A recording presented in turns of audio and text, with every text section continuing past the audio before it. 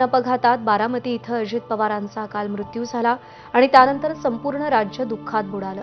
लाखो चाहते, समर्थक, सर्वपक्षीय नेते यांच्या उपस्थितीत अजित पवारांवर बारामतीच्या विद्याप्रतिष्ठानच्या मैदानात अंत्यसंस्कार करण्यात आले। अजित पवारांच्या अकाली मृत्यूमुळे राज्याच्या सगळ्याच स्तरात दुःखाची लाट उसळली। विद्याप्रतिष्ठानमध्ये ज्येष्ठ नेते शरद पवार, केंद्रीय गृहमंत्री अमित शाह, केंद्रीय मंत्री नितीन गडकरी यांच्यासह मुख्यमंत्री देवेंद्र फडणवीस, उपमुख्यमंत्री एकनाथ शिंदे, मनसे अध्यक्ष राज ठाकरे यांच्यासह सगळ्या पक्षातील ज्येष्ठ नेते मंडळी उपस्थित होती। अजितदादा अमर रहेच्या घोषणांमध्ये दादांना पार्थ पवार आणि जय पवार यांनी साश्रू नयनांनी अंत्यसंस्कार केले।